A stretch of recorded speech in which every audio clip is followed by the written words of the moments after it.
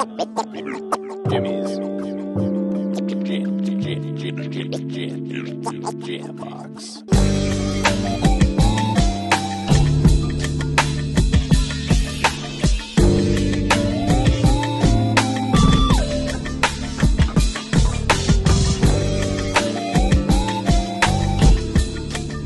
Keep jamming.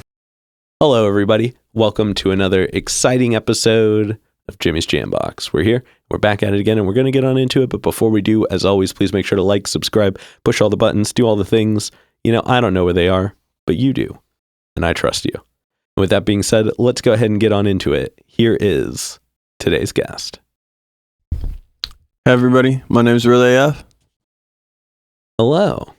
Thank you so much for joining us. Awesome. It's my pleasure. Yeah, let's go ahead and let's get to know you a little bit better. Tell us a little bit about, like where you're from, what you do. Give us that like Tinder profile of your involvement with music. Yeah, that's I love that. So my name's Relay F, like I said, but I'm new here in Portland, new here in this local area, to listen to the scene.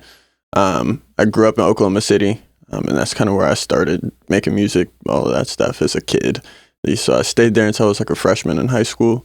And then I moved out to the DMV, or like the DC, Maryland, Virginia area. And that's where I recently moved from, to the Pacific Northwest. So, gotcha. And what brought you over to like the DMV area? My parents got a job. Oh, gotcha. Okay. Relocation for a job at the time. You know, I'm like a kid, and like I didn't want to, you know, as a 14-year-old kid just about to go into like high school. Yeah, it's like the least fun time to move. Yeah. I'm sure people could relate, but no, that's exactly that. That's exactly when I switched school districts, so I know all too well. Yeah, and it was a pretty big jump, you know, going from like small town, no public transit. I mean, we started getting bigger because we had one reason why I like it out here is we got the Supersonics. Yeah. You know, I guess like in 07, 08, sometime in there. So we started getting a little bit bigger, but I got to DC and that was like a whole different beast, man. Yeah. You know, subways, and all different types of stuff. More people, lots of traffic. Yeah. Fast pace. People care about like where you go to college. That's fair. Yeah. And then how'd you get into music initially? Yeah. So I started getting into music, I'd say really early, but I think the portion that I'd say is like a foundational start is whenever I started orchestra in the 4th grade. Okay. But I mean, I remember as a kid, like my Nana had given me like a Sam Cooke cassette. Mm-hmm. And that was like my first intro to what I would consider to be like what I can remember as music. Okay. And so I would listen to that like all the time. Like, and my mom, I remember in high school and even in middle school, she'd be like, "Stop singing so much. Chanting. It's almost, you know, it's weird." I'm like, sorry, you know, but it was just like one of those things that once I started getting into like orchestra and being in band, that was really whenever I started like. What did you play in orchestra? I was a violinist. Oh, cool. So I played all the way through high school, and I even play it still here and there now, but it's reduced a lot less because I'm trying to pick up other instruments at the same time. But fun fact, I don't think this has been on the show before. The very first instrument I ever played in school was also the violin. Oh, wow. Yeah, it was for 1 year because they like cut the program right after that, and I was so bummed. Oh. But for I think like 2nd grade. Dude, they don't get enough love. No.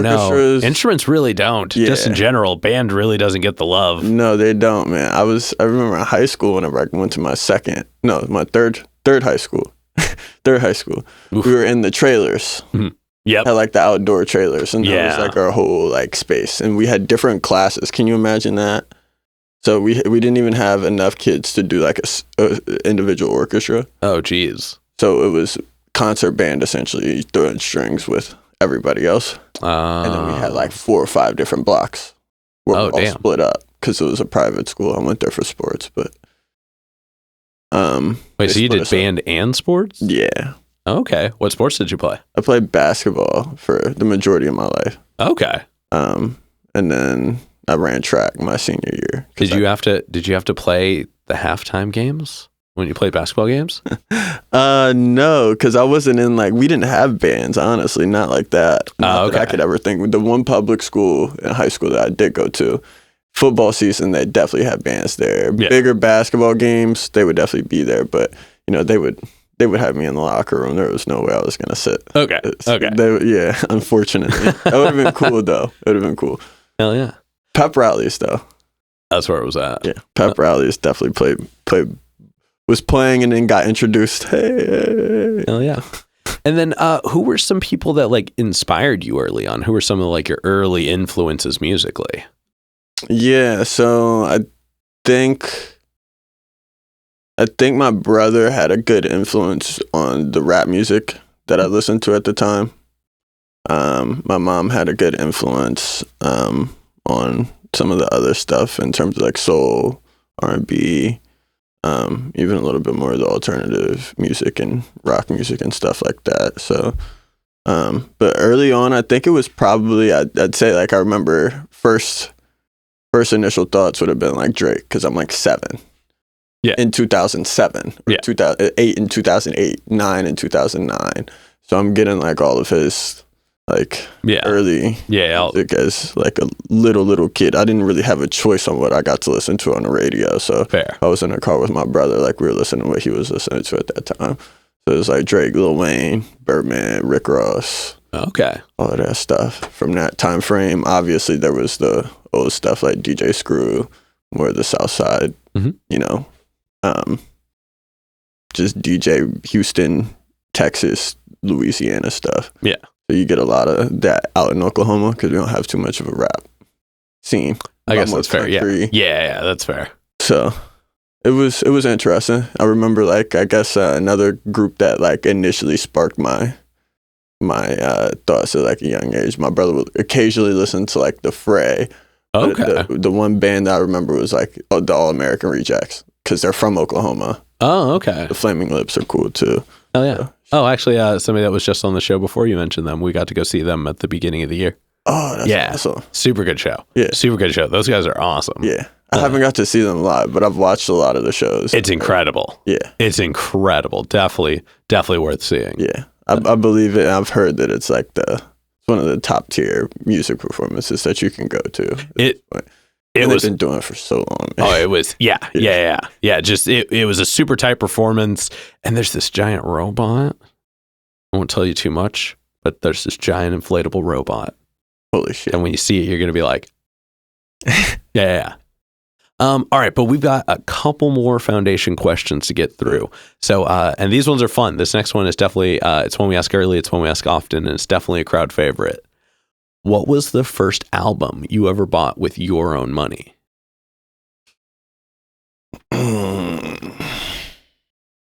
First album that I bought with my own money. That's a hard one. I don't know if I remember exactly. One thing I will say, I remember getting the Carter 3. Okay.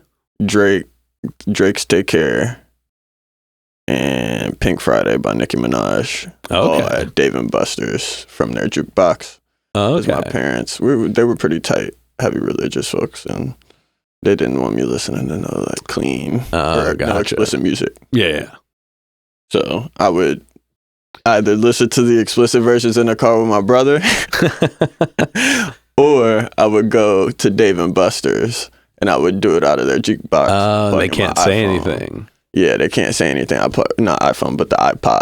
Yeah, that iPod Nano, orange one. Plug that in and use my tickets that my parents would give me. And I'd save it up in a little piggy bank, and that would be my treatise to go there or whatever and spend it. So that was I'd say that would probably be like the first time. And then the first actual album that I bought working money was probably, I think it was Aretha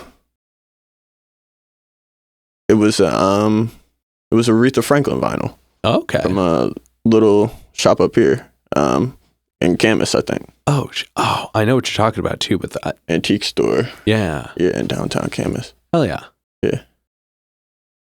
Okay. And then what was the first show that you ever went to that was like one that you wanted to go to? What was the first like live show that you like saw the show was happening? You were like, I got to go to this one. Okay. First one was a festival. Okay. And I was 16. My parents bought tickets for me to go see Drake, Wale, Miguel, and quite a few other artists. But they were a lot smaller. Honestly, I don't even think it would have been anybody that I knew at the time in terms of like relative music. But it was all a DC, like big DC music festival. I think it was like Broccoli City Music Festival. Okay. And that was like right when Drake had just did nothing, or if you're reading this, it's too late. Mm-hmm. So he's doing all the songs off of that. And it was, obviously he was headlining. It was the biggest thing ever for me. But yeah, I think that was definitely the first show. 100%. Hell yeah. And then to round out the foundation questions, what was the moment where you decided that you wanted to do music as more than just kind of like a thing to do? Yeah, 100%. So I was in college. I enjoyed making music for fun in high school. And I would do like Cabaret Cafe, where you go about cover other people's songs and be in band. But I got really bored with like school just in general. And I'm like in college, like I'm stuck there now. Like, you know, like, you already paid for it. I'm stuck there. And so I'm like, what the hell am I doing? And I'm working at Target, like just bored, like out of my mind. And I just started finding out that you could like rent a Yeti microphone out from the library at the university I went to. Oh. And that was whenever I started using BandLab and a Yeti mic to get going. Then I had an ex-girlfriend that told me that my quality was trash, but I made good songs, like, you know, good songs, but the quality is really bad. So that was whenever I started going to a studio. So it was like shortly after I got into college, dropped out of college, trying to just figure out like, what should I do? Okay. Just got bored. Yeah. Fair enough. Hell yeah. All right, now let's go ahead and let's dive into you as the artist. And we're just going to get the easy one out of the way. How did you pick your name? I love this question, actually, because I always tell people this at the end of a show. It's rare that I'll speak throughout the entirety of the thing. I'll do a little bit of crowd interaction. Okay. In terms of actual talking. But a lot of the times crowd interaction comes with the actual song itself. I'll get up, go in front of you. But I got my name I always tell it at the end of every show. I did a rap name generator. Okay. Plugged in everything, and they spit out real AF. In other words, real as fuck. Yeah. But it's also just my name, Real Andre Fanning.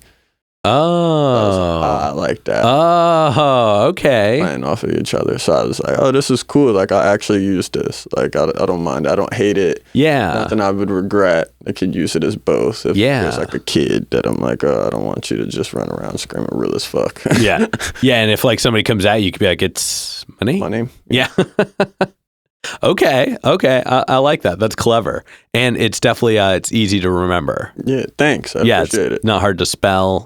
I bet it looks cool as font too. I do this thing where I break down people's names. Yeah. So it's one of these. Thanks. I appreciate it. Yeah. That's awesome. And now tell us what you enjoy about your current sound at the moment. What are some things that like just you doing them is like parts of the reason you do it? Yeah. So I think the main thing that I'm enjoying right now is I started playing the guitar a few years ago, but really practicing every day, probably like 1 to 2 years ago now, going on about 2 years now. And that's been like a new challenge for me to just try and do almost everything from scratch, because you can start out with one instrument and then pick out the sound later with all the technology that we have. And it's like playing around and just getting like really accustomed to trying different stuff, being adaptable. You know, a lot of my favorite bands and stuff from out here are like alternative indie bands, or love a lot of metal bands out here. They're pretty cool. Yeah. Hell yeah. Thick metal bands. So just trying to find like a wide range. That's really it, you know, just finding what I enjoy in the music that I listen to, and the music that I promote, and the music that I would recommend to, like I said, to a friend. Like, what do I like about it, and can I do it myself? If I can, dope. If I can't, whatever. Oh yeah. And then, do you have any fun recent show stories that you want to share with us? Fun recent show stories. It's been pretty dry since I got out here because I haven't been, like, you have to imagine I've restarted. Oh, fair. Then Right. just tell us about either like one of your more favorite shows or like a super wild show, or if you have a story for both, you could tell both. Yeah, for sure. So one of my favorite shows that I've did was in Miami, and it was with my friend, and I didn't even perform really. I was there as like a hype man. Okay. For some reason, he calls me up and he's like, "Hey, buddy, like, do you want to come out to Miami with me and go do this little festival?" It was at the same weekend as Rolling Loud, and it was cool. So we go down. We're at the band show and have a good night that night. And to me, that wasn't even like really the highlight of the evening. Highlight of the evening was we get to a club the second night, and our flight out is at like one of my friend's flights was at like 11. In the morning. Okay. The other friend's flight was out at like 3, and I was out at like 11 p.m. Okay. So I was going to be stuck at Miami International Airport for like 8 hours.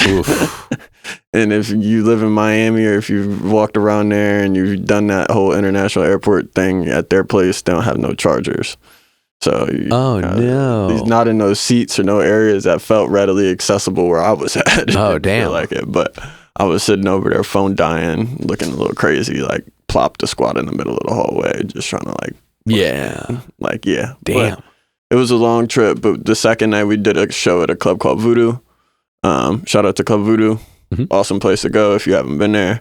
And they got like 3 levels, and we just walked up to the DJ, or I walked up to the DJ, and I was like, "How much? Like, how much is that? How much is it gonna take for you to let us come up here and do like a 10-minute set?" And he just like pointed at the tip jar. I threw some money in, and we gave him the set that we did the day before. Oh, hell yeah. And just told him to start it at a certain point. And Oh shit, that's actually a really good idea. yeah. That's a really good idea, everybody. Just have your set ready with you and just be like, Yeah. I never thought of that before. Yeah. It was, I don't want to discuss too much, but it was one of those moments where, Yeah. high thoughts. That's what I'll say. High thoughts. Oh, yeah, totally, where totally. you're just like, why not? Like, Yeah. Hey, we're already here. Yeah, the worst they say is no. No. Yeah, that's and they're what my probably mom going to always- have a microphone. Okay, that's a good idea. I like that. I like that. Thanks. Yeah, it was a fun. That was probably the most fun. I was up on the DJ tape. They pulled me down. I was like, no, you're getting a little too rowdy. Like, chill out, buddy. But it was awesome. It was packed out because, like I said, Rolling Loud was the same weekend. Everybody's at the club on a Saturday night. Yeah, everybody's already just hyped. Morning. Yeah, Hell yeah. it was cool. Hell yeah. Now let's talk about your writing process a little bit, and let's talk about when you get inspired. So we'll cut that step out. Let's assume that's already happened. What are some of the things you do in the beginning to like start a track? Like, what are some of the things you have to get going? Yeah, so I remember as like starting out, I would do a lot of just listening Mhm. to the entirety of the track and just doing it over and over and over and do it line by line by line by line by line. Mhm. But then I started to play my guitar more often Mhm. while I was writing, and that was whenever I started to just make up a fake melody. Whether like I remember one of my friends, Charlie, she came over, or no, she was on the phone with me, and she said she got her socks wet. So then as I'm playing some random chords that I like, I just start singing about how her socks are wet. Yeah. And I get a general melody down, and then I can rewrite it from there. Yeah. That's kind of how I do a lot of it now, is like, But did you rewrite it, or did it end up being about her wet socks still? it did end up still being about her wet socks. Nice. I'm glad I guessed that. Yeah, it hasn't came out, but we're working on it. It's one of those demo tracks that are for fun, but we'll see if it. I like it a lot. I tell this story a lot on the show, so I'll keep it short. But there's a band named Chromeo, or a duo. They're a duo. Yeah. But I guess they toured with the band now, but that's neither here nor there. They have this song called Mama's Boy. Now they're like an electronic funk group, but this song is like a doo-wop track. Oh wow. And the main guy was just like, man, I'm not feeling this. And the other guy was just like, dude, trust me. Like, just trust me. And everybody loves it now. Like every time they go and play it, people just get so hype about it. Yeah. So it's it's one of those things where it's like you just never know. Yeah. No, dude, it's fun though, because like I don't know what value I get out of making music outside of I like what I make. Yeah. You know, one of my favorite songs is Kurt Cobain's Beans, and it's off of his the montage of Kurt Cobain's home tapes. One of those albums that's super long. Most people could care less to listen to it in their spare time. It's a lot of just like really dark, grim demo tapes, but some of them are pretty unique and quirky and weird. Yeah. But like, it's literally just talking about somebody, or I can't remember the kid's name. He switched it maybe once or twice, but somebody ate some beans. Sally ate some beans. Just goes on about beans for like an entire song. So pretty quirky, voices like pitched up in a really weird way. Oh, weird. Yeah. It's like oddball stuff, but like he did it because he liked it, and like that's, if you like it, maybe somebody else will. Yeah. You know, you never know what somebody can take from a song just because, you know. Yeah, exactly. It's in a moment, maybe they're literally eating some beans at that moment that the song comes on, man. They're like, oh, how did he know? Yeah. Right. So like you get a lot of inspiration from music just from, you know, like in the moment. Oh yeah. And then sticking on the theme of just like working on music, how long do you say it usually takes you to get a track to where it's able to be performed? Oh, so whenever I was just doing, I remember whenever I have like a friend or somebody else make the beat, it wouldn't take me very long because I'm like meticulous when it comes to recording because I use Logic. Shout out to any Logic users. It doesn't matter what DAW you use. I don't give a damn, could care less, but shout out to anybody who does use Logic. I just record over it and over it and over, and I pick out the best little parts. But I do it so many times that it was like, yeah. But now to get it to perform, it takes me at least a couple of months. Okay. You have to imagine from like writing it to recording it to putting it out. Yeah. So do you practicing it a little? Will you not perform a song until you put it out? No, I've done songs where but it's like a one-off. Okay. You know, it's like one-off, you know, like one show I'll do. Yeah. But like typically, will you not perform a song until it's already released? Yeah, for the most part. Okay. Like, I mean, unless I'm like bored. I remember it was like the time during COVID when we couldn't do anything at all. And we would do like this, it was not even podcast. It was like a Zoom meeting. Oh, okay. Brains fried. Zoom meeting where a whole bunch of artists come in from all different portions of the world. At first, it started with just New York University students. Yeah. Music students at, that's Johns Hopkins. Doesn't matter. I think it's Clive Davis. Okay. His music school at NYU. And it was just like a group project and started out with like 10 kids. Then it turned into like 100 people. Oh, damn. On Zoom. Well, hey, better more than less, right? Yeah, and you know, we all play at least one song. At least they try and get to everybody who has a submission. Yeah. Right? Certain people do a song every week and certain people do nothing at all. Yeah. You know, for months, and then they come in with like 10 straight bangers back to back to back to back, you know. But I was one of those people that I would do like one song a week, and then they started doing, because it was just like a challenge that me and my friends had put on to do for ourselves, and I would start doing unreleased songs there, like in that Zoom session. Okay. Or I would do unreleased songs, like I said, one-offs that I'm like, oh, like I know people like this song. Yeah. And I've done these other songs like 10 times now. Let's do it. I was a little Hell yeah. Hey, I like that. Yeah. And then to wrap up kind of the artist focus portion of it, and this one's kind of a denser question, but we've talked a lot about like the things that happen because of music and music as it stands, but what is it about the process of music when you're in the thick of it? So it's you at home in front of the mic, or just, you know, wherever you are, you're doing the music. What is it about the process that you enjoy the most? I think it's just like, it's the ability to like express. I know that's such a generic. No, I mean, I think it's important. Yeah. I think it's important, you know? You know, at the end of the day, it's like, I don't know what else I would do. Like, you know, certain people, I guess they go thrifting. I don't like spending a ton of money unless it's on stuff that I probably shouldn't be spending my money on. You know, certain people like to go, you know, run outside and blow some steam off. I live downtown. I see people do all different types of stuff. Yeah. for me, I did a lot of sports early in my life. Now, like, I'm very stay at home, Very relaxed.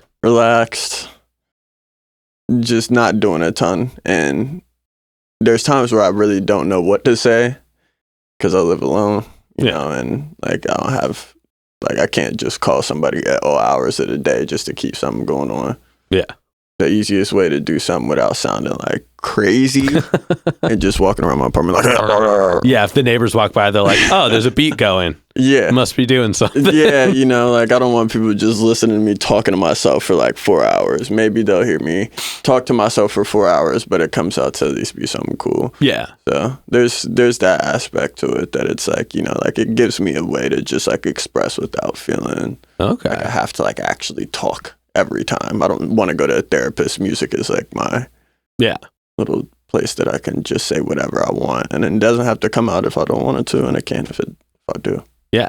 Yeah. No, I mean, all of that makes sense. Yeah. This isn't exactly something that has to do with what you said, but this is just a kind of a fun thought to share, because when you mentioned the sports reference before, I thought you were going to go this route. Somebody else was like, yeah, I like doing music because it gives me like the same like adrenaline as sports when you're on stage. Okay. Because he couldn't do sports anymore either. Yeah. And so he moved over to music, and he was like, that, like, I get that same feeling. Yeah. And like, he's like, yeah. And like learning stuff for me is like, it's the same competitive element where it's like, I need to like learn this to be better. I need to get better at doing this. Yeah, nah, for sure. There's definitely some aspects of that for me too. I mean, not necessarily like all the time, but it's like, for example, like I got bored of playing the one instrument. So it's like, I know that there are people in the world that play more than one. Yeah. So I'm like, why can't you? Why can't I? It's not necessarily that I'm like, I have to be better than them, but it's more so of like challenge myself, like pick up something new, and it has all of the same fundamentals a lot of the time once you start learning how to genuinely read music. Oh yeah. The rules are the rules are similar everywhere you go. It's just different shapes. Exactly. So that's where like I really come to appreciate music, because I felt like I had a challenge in my hands, like a little maze to like work through. It's like my puzzle. Like I said, people have their different things, but it's like my puzzle. Now I just need to learn how to play the bass, and now I need to learn how to play the da-da-da-da-da, and now I have all these little tools to go on ahead and like push myself to be a little bit more creative, or push myself to try something a little bit differently. Right. So I definitely get that like competitive sense, and the adrenaline is definitely for sure. Yeah. When they said that like, I was like, oh my God, that's such a good description of it. Oh, but you know what's crazy is I feel like it's even worse for me. Like I'm even more nervous for like music than I ever was for sports. Oh, wow. Why do you think that is? I don't know. I feel like out of all things, it should be the least, well, let me ask you this. Let me just so when you were doing sports, how often did you like practice? All the time. So like all the time. So like how many times a week was like actual practice? This is every day. Like there was not, because I wanted to play like in college, and definitely had some offers and stuff, but nothing that. By the time I got there, I got so tired of coaches yelling at me, and like you're at that level where like everybody can make a left hand layup. Don't nobody care about your feelings. Don't nobody care. Now, how much do you think you put that much effort into practicing your music, or like for practicing your performance specifically? Yeah, 100%. More so now, like since I am more of an intermediate guitarist, and at least in my mind, certain people may have other thoughts on that, but I think I'm still like beginner intermediate phase. But I feel like I do put in the effort and the time for it. It's just more so it's subjective, right? Yeah. So there's a lot of people that could be like, I hate it, even if it's pretty damn spot on for what you were attempting to do. Yeah. Certain people are like, oh, I love it. But so then does the nervousness come from people reaction, or does it come from... There's no like guidelines to what somebody has to enjoy or what you have to enjoy, or even how you feel on stage looking at other people watching you do what you're doing. Yeah. No, that's very disassociated from like your body to be thinking about like what they think about you while you're up there doing that. But like, I mean, to a certain degree, like whenever I would be in orchestra, I had other people to cover my ass. Yeah. right? Okay, so but like I said, more I'm just trying to figure out, where does the nervousness come from? Yeah, I think like I said, with like sports, for example, if I had a bad game, statistically, it was a bad game. Yeah. Like, you just shake it off, you do whatever you can. For the next one, it's pretty damn straight, cut, clear, and dry. Like, oh, you shot 2 for 16. Yeah. You were pretty shit today. In comparison to like music, like I said, there's times where some of my favorite bands come off the stage and they're like, this was the worst you have ever played. And I'm like, dude, what? Yeah. You know what I'm saying? Like, I almost didn't even notice the any mistakes, if I'm being brutally honest. And I listen to the stuff all the time. So, and I know certain people hold high standards or expectations, but it's really hard to gauge, like with music, right? Because again, it's so subjective. Exactly. It doesn't necessarily matter. That's what the performance aspect of it is. I like being the person that, like, I sit inside and I play. Oh, okay. I play my instruments inside a lot of the times, and I'm like, I struggle to even want to like just stand up and do the shit in front of people, gotcha, friends or whatever. So it's like, again, subjective aspects of something versus like an objective right or wrong answer kind of makes you have a little bit more of like a oof. Like, I do have to at least play this right.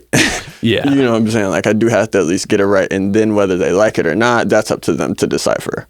Gotcha. Right? Versus, like, again, objective performance on whether LeBron showed up for the finals or Tom Brady threw 4 interceptions this weekend or whatever, So it's a little bit different in that regard. Like, you walk into a sports game, you're pretty knowledgeable of like your role, your job. Yeah, exactly. You either do the shit and y'all win, or you do the shit and you lose. Yeah. And you had that clear cut answer at the end of the day. Gotcha. Yeah. Okay. All right. Now let's go ahead and let's move on to some hypothetical questions. Cool. And these are all sky's the limits. There are literally no wrong answers because they're all made up. So just have fun with these. Cool. And the first one, if you could work with any one person who's currently alive, who would you work with and how would you want to work with them? And it could be anybody. It doesn't have to be just another musician. Okay. I think I would go currently right now I would go Doug Marsh. Okay. From Built to Spill. Mm-hmm. He's a pretty sick guitarist, pretty sick songwriter. Like in terms of art, like I just think he's really creative. Yeah. Intricate style, speaks in really weird metaphors, but keeps it pretty straightforward and to the point for you. Yeah. Just like a lot of things that I like about his personality, he's very like focused on the right things with music, and has always been, even though he's gotten bigger, still feels very DIY and push yourself to enjoy what you do, be authentically yourself. He's one of those people that I feel like just genuinely, he was probably one of the few people that I say are like born to like wake up every day and play like a damn guitar and like really rock out and help people with music. And how would you want to work with them? Like, would you want to have him show you guitar? Would you want to like do a song together? How would you? Just a friend. Okay. A friend. Like, I mean, we just casually work together, having lunch once a week, maybe go play some golf. It's, we just casually have a work relationship as friends. He loves the Blazers. Yeah, no, I mean, I would love to work with him in a way that like, it would be a casual thing. Like, hey, like, what do you think of this shirt? Okay. What do you think of this song? What do you think of this, promotional aspect or idea for people to have fun when they come to a show? Yeah. Or he just has, like I said, he has a mind to just like his own. Like I said, he's really creative. Cover art, like just a really intricate, detailed, but he doesn't seem to make it that, like, it's not that complicated to him. Yeah, he just does it. Yeah. Okay. I love that. So I would love to just pick his brain in terms of just like what he did to make himself that type of like, again, he's very unique, and by doing that, I don't want to just ask him what made you unique. I want to like, you want to experience it, kind of. Just be around him, talk to him, see how he works on all different types of, muses and arts. Yeah, be a fly on the wall, so to speak. I would hurt a fly. Yeah. All right. And then subsequently, who's a local artist that you're aware of at the moment that you would like to work with, but you haven't gotten to connect with yet? That's a great question. And if I had 100 hours to all the artists, I'm gonna name just maybe one. I can't just do one, so I'm not gonna go into a whole bunch of detail, but I'll mention just a couple of names. Yeah, go for it. Maya from Floating Room. Shout out to Floating Room. Great band, yeah. Great artist. They just recently just restarted performing shows. Okay. And I got to see them for the first time, and I always kind of wanted to be a part of that. They just seem like they have a really cool vibe. Jamie and Nielsen family. Shout out to Nielsen family. They're really dope. Lots of sweet people in that band. And then shout out to Lord Lawrence. He was an awesome performance. Hell yeah. With big friend of the show. Shout out Lord Lawrence for sure. Shout out to Lord Lawrence. He had an awesome show with McConan whenever I first got out here. Yellow Trash Can. I was there. I ran the sound for it. Really? Yeah. That's awesome. Yeah, it was dope. That was an amazing show. Oh, it was a really good show. I was there for that, and that was at what was that venue called? Wasn't at Tube. That was the listening party. That was it's not exactly like a named venue. It's like a space where music can happen. Yeah. But it was cool. It was really cool. And then the last person I was going to mention, I think just slipped from my damn head because I got so excited about Lawrence. But yeah, those would be a few of the few names for now. If I think of another person, I'll get it in by the end, the other person. Oh, yeah. But we've got one more portion to shout out people. Cool. But then to wrap it all up, if you could get one more album from an artist that either dead or alive doesn't make music anymore for whatever reason, who would you want the album from? Okay, the big star would be Juice WRLD, 110%. So talented. So it was effortless in terms of him just rapping like crazy. Oh yeah. It didn't. Nothing shook him. So that would be the one. And then Birth Push. Shout out to Birth Push. That's my friend. Mm-hmm. I went to high school with him. He was in band. Amazing artist. Amazing drummer. Amazing keyboardist. Writer. Everything in between. He doesn't make music anymore, and he just sits at home and makes chessboards. Don't know why. He lives in Kansas now, or Missouri. I'm sorry. He lives in Missouri now and not in DC or Maryland in that area. But hey, man, whatever makes you happy. I love whatever you're doing. And like I said, I still want one more album now. One more. That's amazing. Yeah. Hopefully he does it. Hopefully he watches this episode. Everybody at him. Yeah. Please do. At Birth Push or Kieran Hutchison. I'll tag him in the comments. Perfect. All right, let's go ahead and start wrapping this up. Why don't you tell us what you have coming up in the future, say like end of November to like March? Yeah, so there's a lot of cool music stuff, like actual music. Now, I don't know whether it's going to get released, but I'm working with a lot of cool artists right now from Portland and then in this area, making music with a couple of different bands. And just really like honing in on trying different stuff. So that's going to be one cool thing. Music video, hopefully will get done soon. That's really, really cool. I really love doing music videos and putting some effort into the visual aspects because I'm not great at visuals, but other people are. Fair. So, music videos, and then hopefully we'll get a show in soon. I don't know where I'm going to do the show at or what venues or with who yet, but hopefully we'll get a show in soon and possibly even with a band. So hell yeah, do some live music with it too. I'm definitely looking forward to that. All right, and then for this next one, go ahead and look at the camera and tell everybody how they can find you. You can find me anywhere, everywhere. Instagram is Real AF Official Music. So Real AF Official Music. On Spotify, Apple Music, SoundCloud, it's all Real AF. So you can find me there. YouTube, Real AF, all of that good stuff. So search me up. I love when new people listen in. I love seeing what y'all title y'all playlist, the whole 9 yards. Oh, yeah. And then any other plugs, any other shout outs, anybody else you want to put on while you're on here? Yeah, shout out to High Taylor, Bo Click, Sonny, all of them out in Maryland. And shout out to all of the people that I've gotten to come to work with. Bailey, like I had mentioned before, Jamie, Leaf, and Wonder Stump. Chris, Eli, all of y'all are all dope and amazing people to have bring me into this space and get to join such an awesome community here in Portland. Oh yeah. All right, now we've got one last question to go, but before we do, I'm gonna steal the camera for just a second. As always, y'all, please make sure to like, subscribe, push all the buttons, do all of the things. I don't know where they are, but you do, and I trust you. And with that being said, the final question. And this is entirely up to your interpretation, but what is a song that signifies something important in your life? Ooh. Song that signifies something important. I'd probably say I'd say A Change Is Gonna Come by Sam Cooke.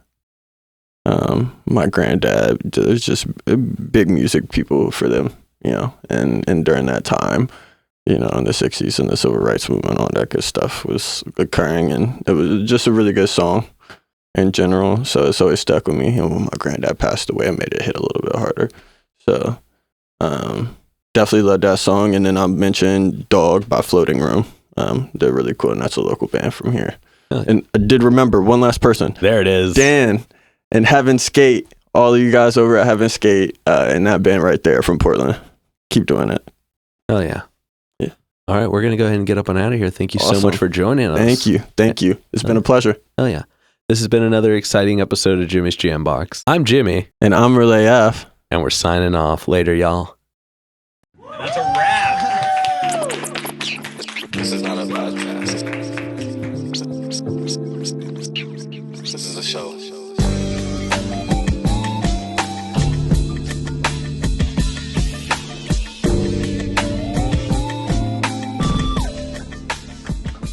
Keep jamming.